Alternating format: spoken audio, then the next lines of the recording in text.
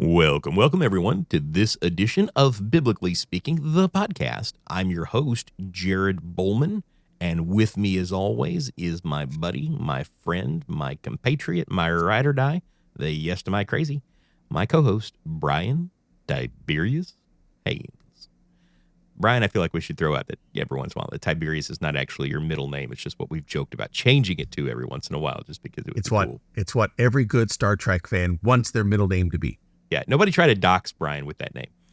But we are not here alone. In fact, this is kind of unusual. The last few weeks we've had guests, and I've gotten more and more comfortable with not being the smartest guy in the room. But today, I'm not even the smartest Jared in the room.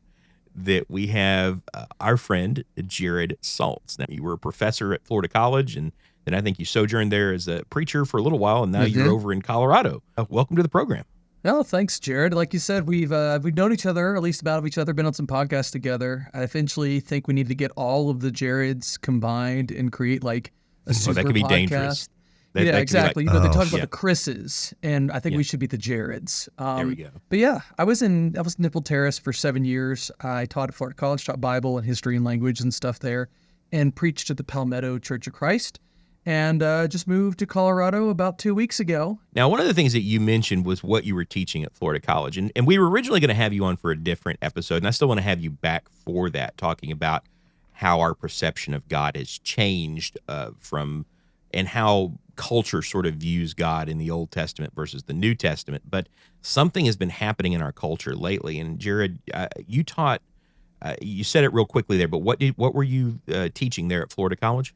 Oh, I taught Bible, I taught ancient history, and I taught biblical languages, Hebrew, Greek, that kind of thing.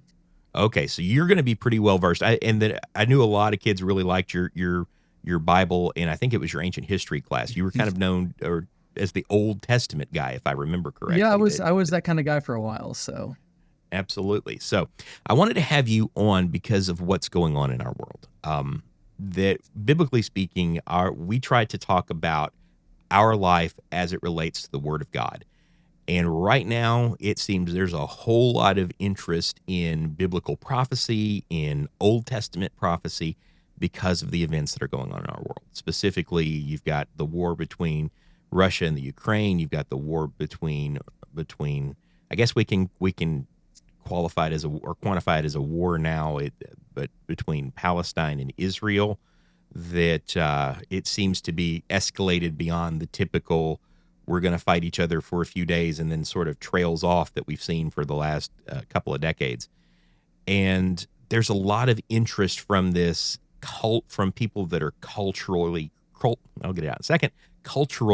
Christians. So particularly, I think in the evangelical side of things, there's a lot of curiosity about the return of Jesus associated with battles that are going on right now. There's people all over the YouTube and all over Facebook talking about rapture and the coming of Jesus and the building of third temples and red heifers and all of these things.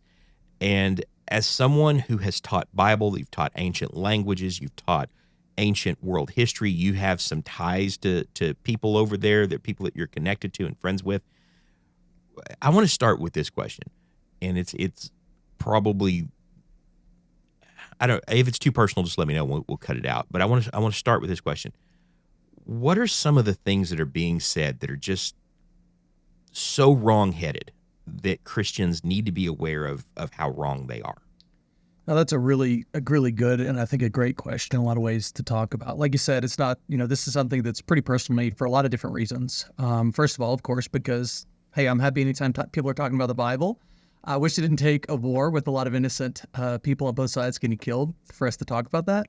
But beyond, just this being my passion, both in terms of what I do for a living, which is preach and teach, and what I've done academically, I am Jewish. My family is Jewish. I went to, repping my Hebrew Union College Jewish Institute of Religion hoodie here for where I did my PhD. I spent almost the whole summer in Israel.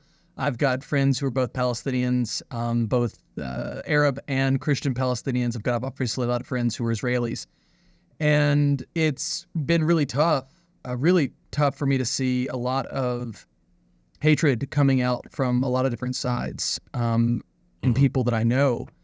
and to see sort of either their support or their condemnation of one side or the other, that seems to really boil down more to their not so hidden anti-Semitism or not so hidden Islamophobia than anything else. Everything else seems to be the rationale for what they're saying rather than the reason for what they're saying. And in the middle of this, we've seen both anti-Semitic attacks outside of Israel, right? For people who aren't even Israeli in the U.S. and England and in Europe have skyrocketed, as well as hate crimes against Muslims and Arabs and people of that nature.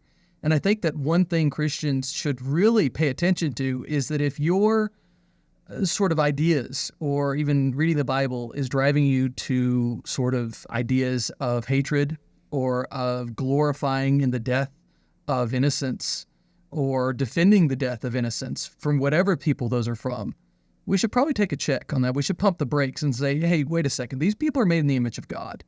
And is that really something that we should be celebrating or calling for or glorifying in? I think that probably not. It seems to me that even with the anger and the attacks and the things like you're talking about, there's also almost an excitement in the air when you hear some people speak about this, like they're excited for this conflict. And because in their minds, because of how the Bible's been presented to them, it means the imminent return of Jesus. And I question whether or not, I don't question, I stand very firmly that God doesn't ever want us to be excited for war, unless you're talking about spiritual warfare. But I think about the words of Paul in 1 Timothy 2, when he said that we should pray for kings and all those in authority, that we may live peaceful and quiet lives in godliness and holiness. That when there is a very real, and you just alluded to this, a very real human aspect to this. It's not just missiles and mortars flying over some checkpoint border, that you're talking about casualties that are numbering easily into the thousands of thousands. You're talking about young men and women, and when I say young, I mean people even into their 40s, that are being reconscripted into service because of you've got invasions of Israel on two borders, not by the entire populations around them, but by people who, specific groups that are wanting to attack and terrorize. And so you have a lot of innocent loss of life on the other side. This just seems to me that Christians need to be very, very careful that if you consider yourself a follower of Christ, that we're not anticipating something in a way that God never said he was going to do it. And that's really what we want to explore today. And culturally, I think you explained it very well. Let me go a different direction and just say that what I have seen amongst brethren a lot of times in this discussion is that there's almost a sense that we are predetermined to support or to be against certain sides in these developments, and that it's that there's an automatic assumption of a right and wrong, as opposed to the more appropriate, I'm just going to examine the situation, or maybe I'll even refrain from having an opinion on something, which is always the wisest course of action. So that's a little more simple and a little different direction, but I do see a lot of brethren that just kind of assume, well, if I'm a Christian, I'm supposed to have a predetermined viewpoint on all of these situations. I think that's another one that comes up a lot. Sure. And that's a good segue into the more prepared questions that we have. And one of the questions that I gave you, Jared, we looked at these. Man, this is going to be really hard. It sounds like I'm talking about myself in the third person. Jared, you going to answer that? Well, yeah, I'd like to answer that. But, thanks, Jared. Thanks, Jared. It's very smart. I feel Jared. so left out of this.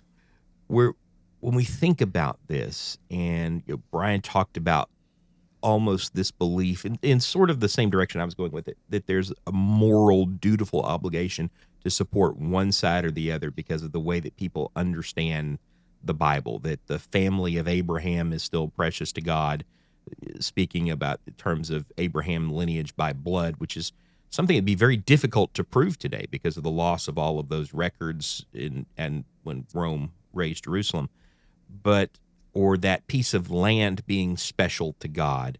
Let me ask a very blanket question to begin with. Is there a biblical expectation that Christians support Israel or support the the city of Jerusalem because of a future role that it's going to play in the return of Christ. As a Bible professor, ancient history professor, a guy that taught a lot of Old Testament prophecy to kids, does that expectation exist?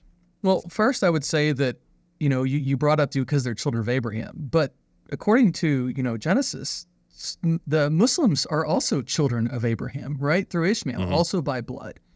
And a lot of times people forget that and don't look and recognize that not only we are all made in God's image, but in this kind of broader discussion, you really got to some of the points that it's hard to look at things in the exact same way. But from that perspective, we're all God's children. And even in this case, all children of Abraham, spiritually, if not always necessarily genetically. Mm-hmm. And when you get to the question of, is there an expectation that Christians should support Israel?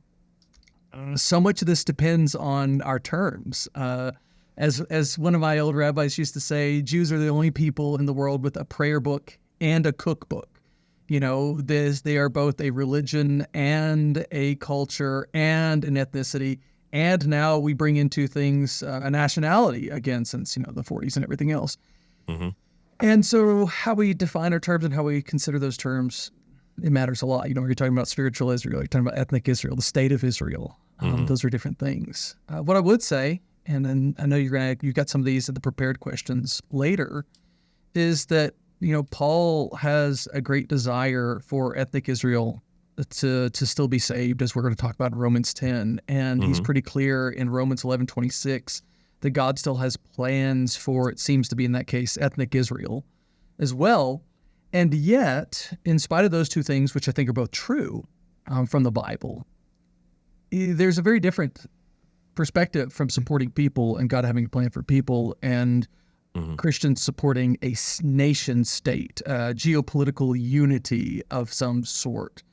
And in that case, I think what the Bible clearly teaches, especially in the New Testament, is that we have no expectation or requirement. In fact, there seems to be even pushing back and saying there's an expectation or requirement that we don't sort of have a support of individual nations or states. Paul talks a lot in 2 Corinthians 4:4, in John 12:31, in 1 John 5:19. Those aren't all Paul. That the ruler of the nations of this world is Satan. Mm-hmm. And he's the one on top of all that. And Right. so, no, I don't think Christians should be supporting any particular regime that's ultimately under Satan's control. And we can't confuse modern day Israel with biblical Israel. That doesn't mean that we can't, necessarily look in things and kind of have a side. But no, there's no expectation whatsoever in the Bible that Christians sort of have to support the state of Israel. And certainly not because of any sort of future return in what's coming up in the end times, as we're going to talk about a lot. I appreciate what you said about Romans and Paul's desire for the salvation of his brethren. And, when you look at those passages, and particularly Romans 10 and 11, but going back to those thoughts in Romans 2 and 3 that he was expressing, that the Jews, like the Gentiles, were not going to be saved through the law. They were going to be saved by being attached to Christ, who came out of the seed of Abraham, that they had been removed from that spiritual lineage because they didn't have faith in Jesus, but now they can be grafted back in. It's not as if God just tossed a group of people away and said, I'm not interested in having you anymore. And I think sometimes you hear that rhetoric if we're not really careful, that they had their shot, they didn't take it, and now God's not interested in that. That's not true. But like you said, the ruler of every nation of this world, even though God appoints the times, the seasons, and the boundaries, the spirit of this world that Paul told us that we are having a warfare against in passages like Titus 2 is under the sway of Satan. And that's important for us to remember.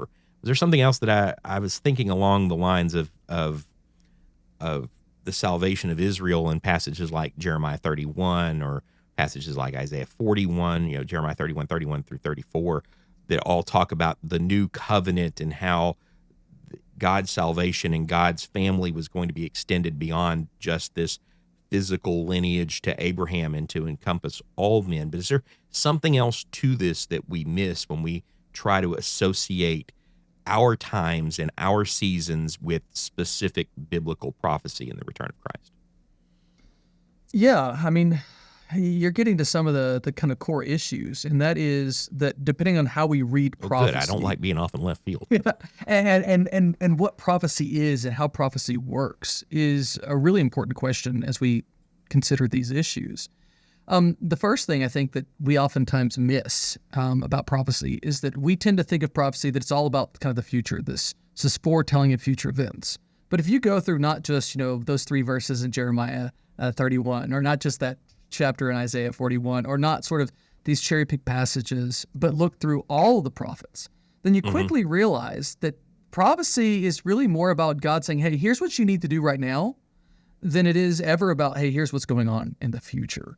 And yet, even when we look at those passages that are kind of going on about the future, God's talking to these people about events that are relatively close to their time. The people are in exile in Jeremiah, and so God says, hey, here's what's going to happen when you get brought out of exile. The people are, in Jerusalem, and God say, here's coming the destruction of Jerusalem in a few years, what's about to happen. So you need to get your life together right now because this is about to happen. There's a sort of a preachery statement that says there is no eschatology that exists without ethics. In other words, every time in the Bible it talks about, hey, here's what's going to happen in the future or in the world, it always ties that to, and here's how you should be acting now. That's always the focus in these prophecies. And so as we go through Jeremiah or Isaiah or Ezekiel or Zechariah or Revelation, I think we have to kind of hold these two things in our hands. First of all, how is this relevant to these people that God's talking to right then? And second of all, what does that mean then in how we should act and for ourselves right now? And I think those two are both really important things to consider when we're reading prophecy. Brian, you're making your I got a comment face. Well, I wasn't, but I do think there's a lot of things that frankly can be confusing when we're having conversations.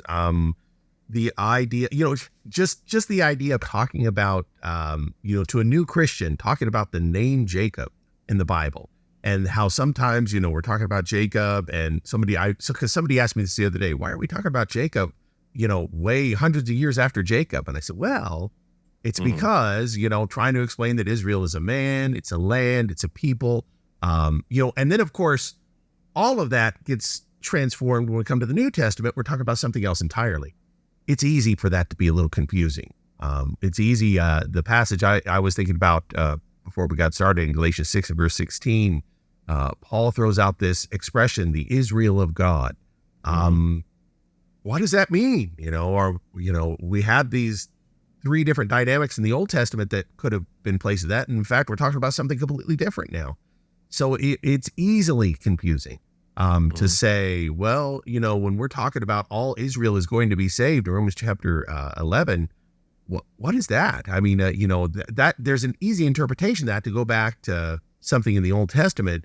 But Paul has begun talking about something a few chapters before that changes that the apparent, I would say, meaning of that, or the Old Testament meaning of that. So it's easy that it's confusing. It's easy that it could be something that we're thinking, well, what is Israel? What are we talking about there? So what do we do to avoid that kind of confusion? This is an off the script question, but that's something that I think we do wrestle with. That a lot of, and Jared alluded to it, that most prophecies had, even some that were for hundreds of years down the road from the time that they were made, had some sort of immediate effect on the people. And yet you hear people will take a book of Revelation. And Brian, you're familiar with how I read Revelation. And Jared, I don't know if you've ever heard me talk about this or not, but the first 11 chapters seem to be God putting into context his judgment against the city of Jerusalem, whether that is immediately before it falls in AD 70, or it is later and looking back historically at what was done in AD 70. I tend to think the book was probably written, that's just a fancy way of saying I tend to think the book was probably written a little bit later. The second half of it starts, chapter 12, with a retelling of the gospel in this image form of a woman giving birth and a dragon trying to eat the child. And then it seems to be about God's judgment against some power that is near term to them because of how the book started, that these things are going to soon come to pass.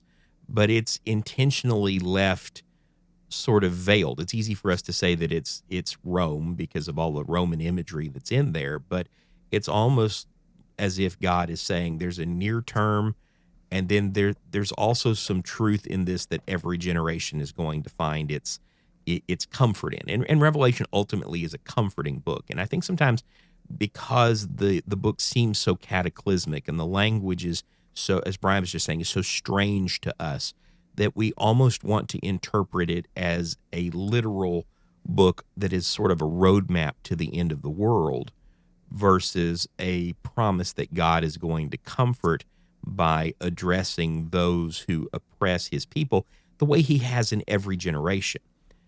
So how do we help people navigate that and see that, or am I just off base on that? Yeah, I think that one thing that helps me in reading all of these different texts is going back to Daniel chapter 2. In Daniel chapter 2, Nebuchadnezzar, the king of Babylon, has this dream of this statue. And he has this really kind of crazy dream. There's, this head of gold and there's the chest of silver. Like, it goes down and down and down. And then he has this rock that comes carved out of a mountain and crushes everything. And he's like, whoa, what is going on here? And Daniel starts interpreting. He says, hey, you're the head of gold, and it's Babylon. But then there's another kingdom and another kingdom and another kingdom and another kingdom. And what you said about Revelation is, I think, exactly right. Some of this is vague because there's a sense where every empire is connected to that statue. We could keep going through not just the Greeks and the Romans, but we could go and we could talk about, you want to talk about the Gothic Empire, the Holy Roman Empire, or the British Empire, or the American Empire, or whatever is going to go on. That they're all kind of attached to the head. They're all kind of doing the same thing.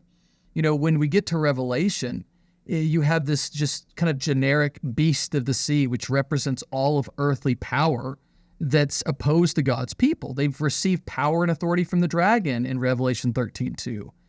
And the author there tells us, hey, that dragon is the serpent, that's Satan.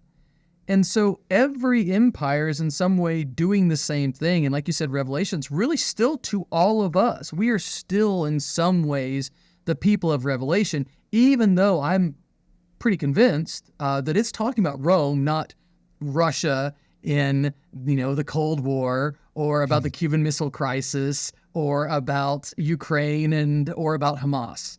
There are still things that are absolutely relevant to us. Yeah. And that's where we get that eschatology being tied to our ethics. In other words, when we think about the end of the world, it should change how we live today.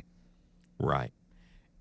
And seeing that as a roadmap of events, I mean, all summer long, I was getting forwarded things, and we almost did a program on it. There just really wasn't enough to do one on the drying up of the Euphrates River and how that links to the book of Revelation and all of these things. I mean, the water did become historically low in some places. They found some ancient ruins from I think it was Babylonian cities that were built along the banks there that had been underwater for several years, but or several maybe even centuries. But just realizing that God wants us to connect to his word, not in the sense that we're looking for interesting events to happen, but rather to take comfort that when big things are happening in the world and it seems like the world is moving against us, that we do have a comforter, we do have a protector, we do have a promise. That sort of takes us into that next question. Are Christians, thinking about the Bible, are Christians told to watch for signs of the return of Jesus? I got this one. I'm going to jump on it. Okay. Go for it. No. It's an important idea in the scriptures, right? Right. And I took it because it was an easy answer. I just wanted to jump in a little smart. The Bible is explicit in many different ways to try to get us to understand that there are no signs for that return. So the expression Jesus uses in Matthew chapter 24-25, he throws out this little term. It's going to happen like a thief breaking in your house. If you knew when that was going to happen, you'd be ready for it. Well, the thief in the night, is the expression that comes out of that. And we see both Peter and Paul use that expression later on in 1 Thessalonians chapter 4 and chapter 5. Whenever Paul there is talking about the day of resurrection, the day when the dead are brought back to life, that which Jesus had been talking about judgment in Matthew 24:25. And then now Paul calls that the day of resurrection. And he says, here we are. This is a thief in the night kind of moment. Here's Jesus saying it. And let's just read it real quick in verse 43. Be sure of this, that if the head of the house had known at what time of the night the thief was coming, he would have been on the alert and would not have allowed his house to be broken in. For this reason, you must also be ready, for the Son of Man is coming in an hour when you do not think he will. So, as I said, that expression becomes the key. Paul uses it. Then Peter uses it also in 2 Peter chapter 3. And that time, Peter's talking about the end of all things. He's talking about the destruction of everything. He says all the elements are going to be burned up. And again, he says that is a day that comes like a thief in the night. And those are nice passages because they make it very clear to us that that the day of resurrection, the day of judgment, the day of the destruction of all things, the same moment, and that expression, it'll come like a thief in the night, really helps us to grab and be really certain that there is no certainty. That's the important idea. Which it's funny because no matter how many times we read that, we're still drawn in to thinking, well, maybe what's going on now is Jesus about to return. Maybe, it's easy to get drawn into that thinking, but the explicit nature of these statements that there's just nothing going to warn you is important because, that idea needs to be set aside. And of course, what's ironic about this is we might say, well, 2,000 years he hasn't returned, which is kind of what Peter's point is, that, that's what people are going to say. But of course, that day might come for me when I step out in front of a bus and get hit and zip, it's over. And that's the moment I'm brought to that judgment too. So, that I have to even qualify to say, what we're talking about, you just don't expect it, and no matter when it's going to be, what it's going to be, you're probably not going to be ready for it or expecting it. So you need to be ready for it at all times, in other words. So there's my easy answer. I got one in there. So yeah, I can understand though why some people think Christians should, because the disciples do. You talked about Matthew 24. In Matthew 24, verse 3, right? The disciples come up to Jesus privately and they say, "Hey, what will be the sign of the coming of the end of the world?" Right? And then he gives them this big long description and this big long discussion. And this is one that we're probably pretty familiar with. He says in verse 4, "Hey, make sure no one's going to deceive you about this." He says, "Hey, you're going to see wars and rumors of wars and famines and earthquakes," in verse 5. He's going to say there's going to be persecutions and false prophets. And in verse 14, he says, "And then the end is going to come." And he says, "Hey, pay attention to this abomination of desolation," like Daniel talked about in verse 15. And so throughout this chapter, he keeps on telling them, "Hey, pay attention, pay attention, pay attention, pay attention."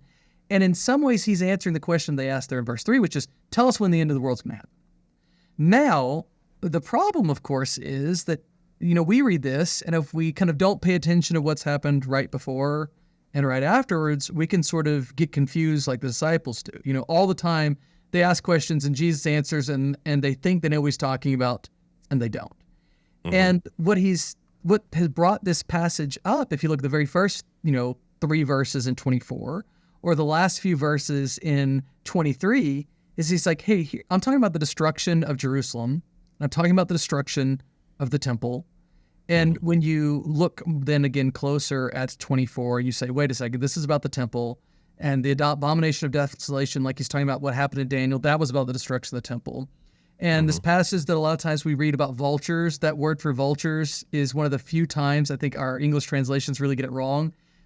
That's the word for eagles. And the symbol of the Roman army is the eagle. And he says this is going to happen within this generation.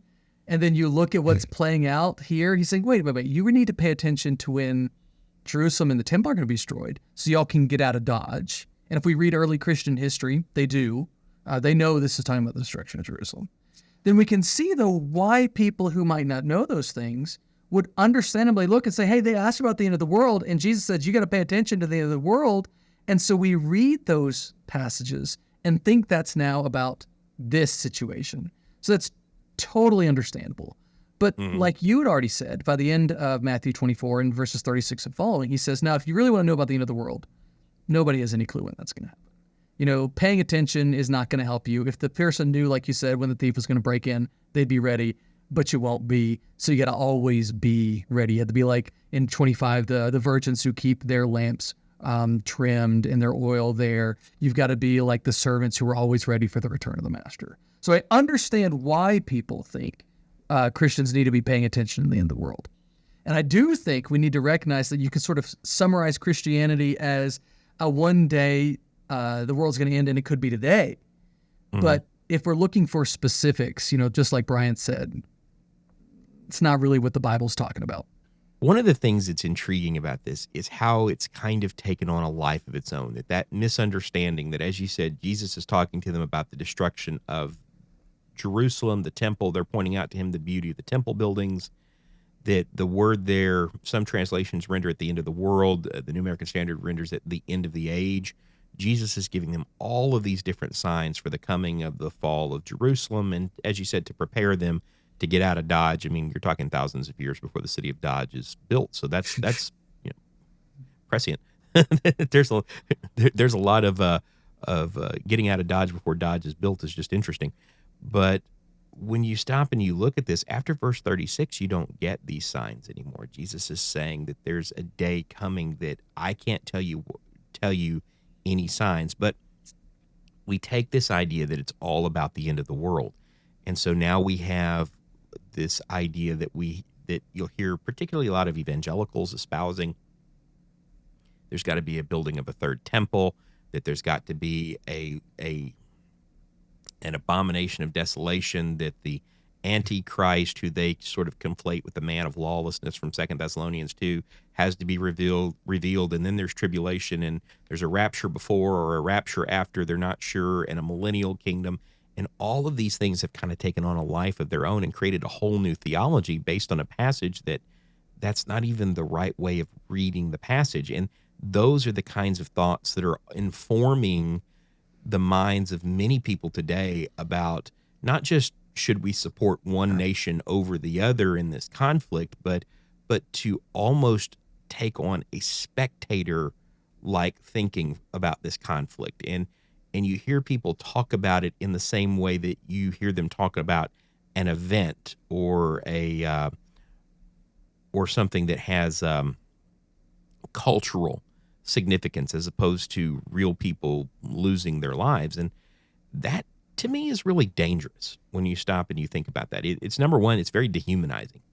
You're taking people that are made in the image of God and you are reducing them to the same level as basically actors on a screen, if you will. It's built on wrong thinking. And so how does understanding things like what the temple of the Lord is in the new covenant, the kingdom, the children of Abraham that we see in Romans, that whole discussion of Romans 4 through 11 that we talked about, I guess it was last week with Brent Moody, how does that change our understanding of global conflict? And is global conflict a part of God's plan for the return of Jesus, which I think we already answered that last part. But you want this, Brian, or you want me to go first on this one? So an important idea. A couple of years ago, some Jehovah's Witnesses came to my door. Man, look at all the conflict in the world today. Don't you wish that God had brought peace, and had, brought the prosperity he promised in the Old Testament?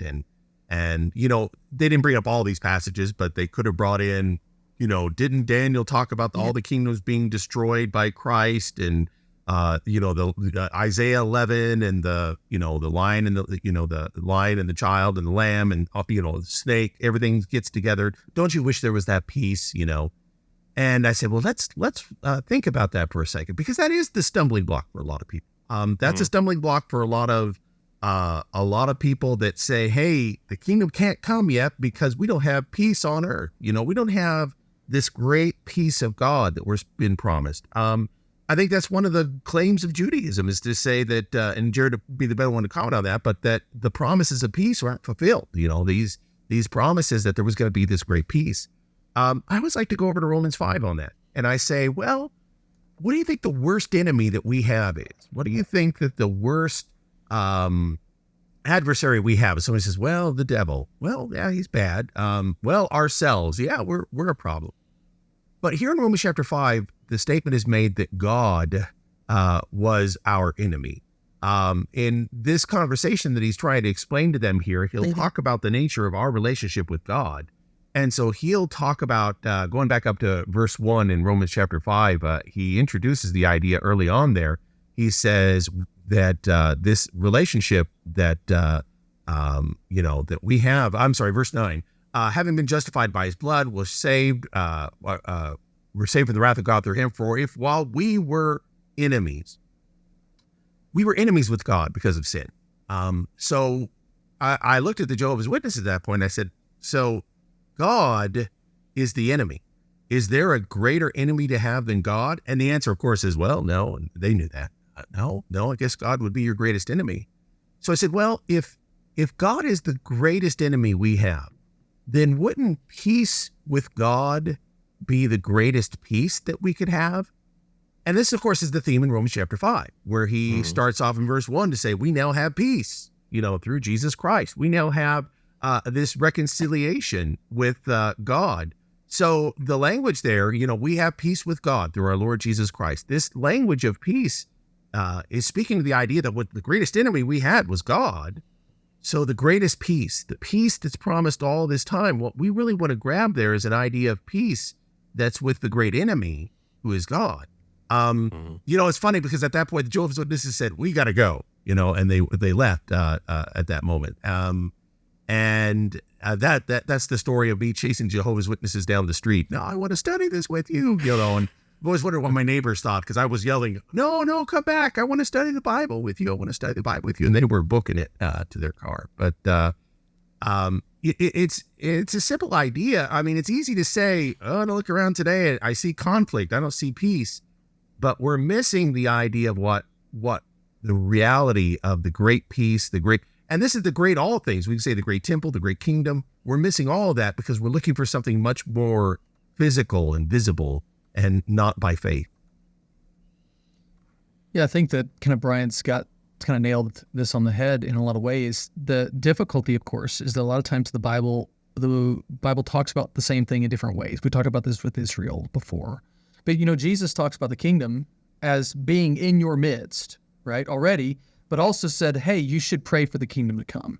It's both a current and a future reality. And, you're like, how does that work? Well, it's complicated, right? Like we have, depending on how you think about, God dwelling with man, there's an old lecture that Phil Roberts did a long time ago. There's a book about this by G.K. Beale. I've preached a sermon series. I've done it a few different times for gospel meetings and stuff that looks at how the God's dwelling place with humanity is sort of the story of the Bible. And you see that in, the Garden of Eden, and then you see it in the tabernacle, and then you see it in the temple, and then you see it in Jesus, and then you see it in the church, and then you see it in the new heavens and the new earth.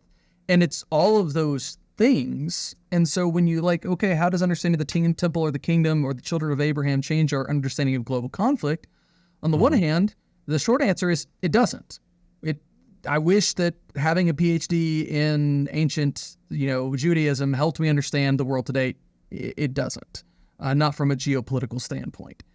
But it does help us, look at, hey, why aren't some of these promises done? It's because they haven't been fully fulfilled yet. We are still waiting for Jesus to return. And then, yes, those promises that we've been looking forward to of, as you said in Isaiah 11:6, the wolf and the lamb lying down together.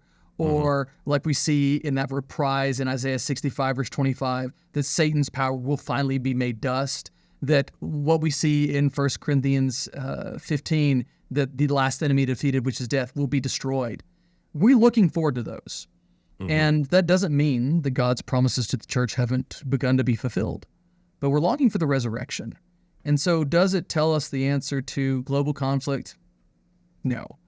But does it tell us that if we're part of the church, then our weapons cannot be weapons of the world, that we shouldn't be like the world, that our weapons are those of righteousness, that we shouldn't be, like you said at the beginning, sort of, and I use this term purposefully, sort of glorifying when we watch war porn, that we shouldn't be glorifying in the destruction and death of innocents. Yeah, that does tell us that. The studying the Bible does tell us we should be longing for Jesus' return. Not excited that there's a war because Jesus is coming back, but excited for Jesus coming back because that will mean an end to war. And that's a very different thing, even if it looks somewhat similar. Well, and this sort of leads into another fallacy, and that's those people that hold to a doctrine that Jesus returned in 70 AD at the destruction of Jerusalem, which if you really listen to them, the root of that doctrine, it's an anti-Semite doctrine that Jesus destroyed, was present physically at the destruction of Jerusalem. First of all, if Jesus returned in AD 70, that is the best kept secret of all time.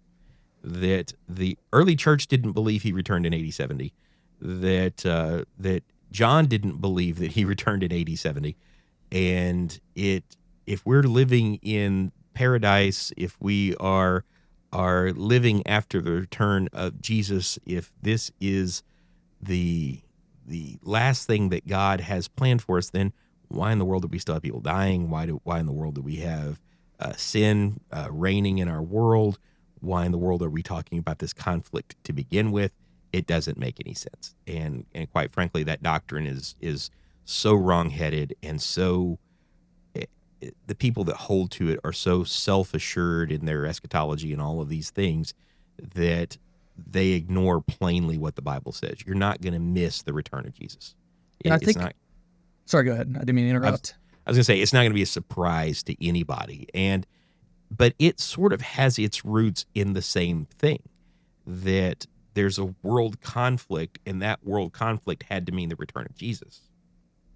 Yeah. And I think to some degree, if you look at this historically, it's kind of a reaction in a lot of ways to the evangelical and really only part of evangelicism, right? This is very much the Dallas Theological Seminary, the Southern Baptist Church, although Southern Baptist Convention is really moving away from dispensational premillennialism these days.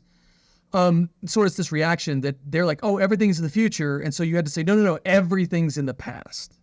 It's kind of the same thing we see with Israel. I've seen, because my evangelical friends, my Baptist friends, a lot, like you said, that general fervor. Then I've seen some folks in the Church of Christ be like, oh no, God's totally done with Israel, and we shouldn't support Israel, and we shouldn't, like, it's almost, again, driven by this almost sort of backlash into anti-Semitism.